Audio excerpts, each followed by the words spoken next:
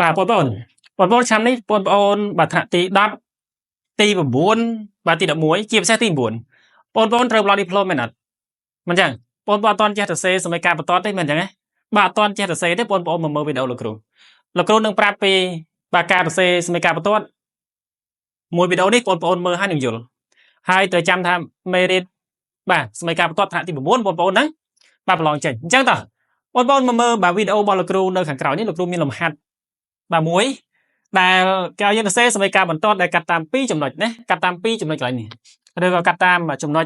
2គឺ A ដែលមាន coordinate បាទ5 2ហើយនឹង B មាន abscissa 3ហើយនឹង6អញ្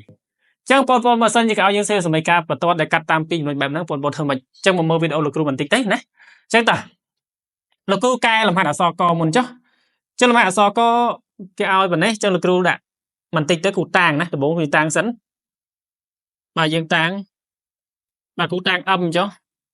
ដែលមាន coordinate x បាទ y ជាចំណុចបាទជាចំណុចបាទនៃ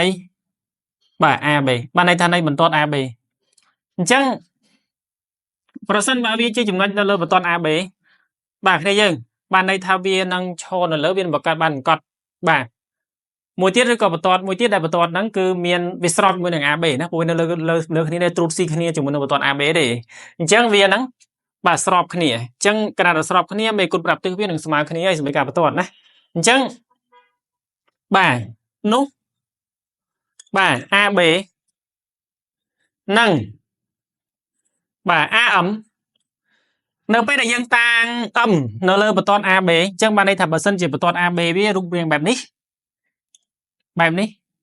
អញ្ចឹងយើងតាំង M1 នៅកន្លែងណាក៏បានដែរយើងបាទតាំងឲ្យវានៅលើជាចំណុចនៅលើបន្ទាត់នេះទៅបាទកន្លែងណាក៏បានដែរគឺគូដាក់កន្លែងនេះចុះអញ្ចឹងយើងមើល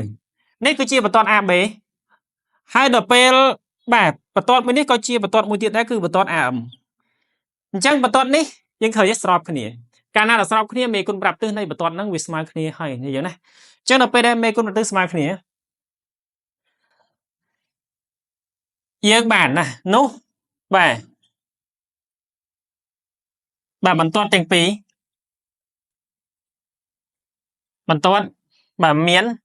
មេគុណប្រាប់ទិសបាទស្មើគ្នានេះយើងបាទស្មើគ្នាបាទបញ្ជាក់ទី9ណាទី9យើងអាចប្រើរូបមន្តបានទេក៏ពិតសមីការបន្ទាត់ដល់ថ្នាក់ទី10គេមានរូបមន្តយើងគេបាទគេប្រើស្រាប់មិនចាំបាច់តាំងទេប៉ុន្តែសម្រាប់យើងទី9អត់ទេណាកម្មវិធីសិក្សារបស់ក្រសួងអប់រំយើងបាទគេឲ្យយើងតាំងវិញណាអញ្ចឹងតើអញ្ចឹងបានប៉ុណ្ណេះយើងមើលបាទធម្មតាបើសិនជាមេគុណប្រាប់ទិសរូបមន្តវាគ្នាយើងនៅចាំទេបាទបើសិនជាវាកាត់តាម2ចំណុច A ហើយនឹង B វាមាន YB ដល់ YA នៅលើបាទ XB ដល់ XA ដល់ពេលបន្ទាត់ AM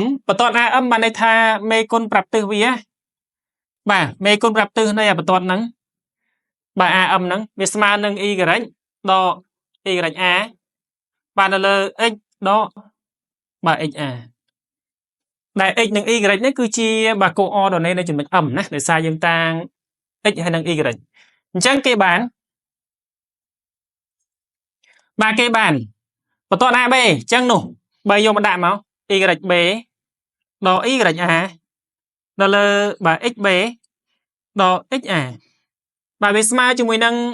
បាទមេគុណប្រាប់ទិសនៃបាទបន្ទាត់ AM ហ្នឹងនេះលោកគ្រូដាក់គ្នាស្រាប់អញ្ចឹងលោកគ្រូបាន Y ដល់ YA បាទនៅលើ X ដល់ XA គ្នាយើងយកមកជួសទៅបាទ YB នេះបាទ6អញ្ចឹងលោកគ្រូបាន6ដល់ YA យើងបាន2បាទនៅលើ XB យើងបាន3ដកជាមួយនឹងនេះបាទ5បាទស្មើជាមួយនឹង Y ដល់ YA យើង2បាទនៅលើX ដកជាមួយនឹង XA យើង5បាទហើយយើងបូកដកគ្នាសិនអានេះបាន4ណាបាទហើយយើងបាន4បាទនៅលើដក2ស្មើជាមួយនឹង Y ដក2នៅលើ X ដក5បាទគូសេអប9នេះចុះបាទយើងមើលអានេះយើងបាន4ដកជាមួយ4នៅលើ2ដក2វាស្មើនឹងដក2 បាទស្មើជាមួយនឹងបាទ y ដក2នៅលើ x ដក5គោលដៅរបស់យើងទាញរក y គ្នាយើងណាកន្លែងនេះអញ្ចឹងគឺយើងបាទគុណ x ដក5មកខាងនេះមកអញ្ចឹងលោកគ្រូបានដក2កតាឲ្យ x ដក5បាទស្មើជាមួយនឹង y ដក2ហើយយើងបោះដក2មកនេះមកអញ្ចឹងនាំឲ្យ y បាទស្មើចានេះគុណពលាតទៅយើងបានដក 2x បូក10អានេះយើងដកបោះទៅបានបូកជាងបូក2ដែលវាស្មើជាមួយនឹងដក 2x បាទបូកជាមួយនឹង10 12នេះគឺជាបន្ទាត់បាទសមីការបន្ទាត់ a ab ដែលវាកាត់តាមចំណុច a ហើយនឹង a ហើយនឹង b ណាបាទ a ហើយនឹង b បាទនេះអញ្ចឹងតកតងជាមួយនឹងការរកសមីការបន្ទាត់ដែលកាត់តាម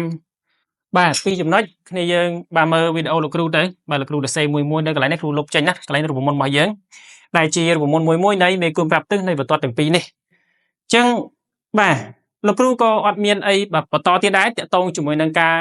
បាទរកសមីការបន្ទាត់កាត់តាមពីចំណុចបាទលោកគ្រូក៏មានតែប៉ុណ្្នឹងបាទអរគុណណាស់អ្នកយើង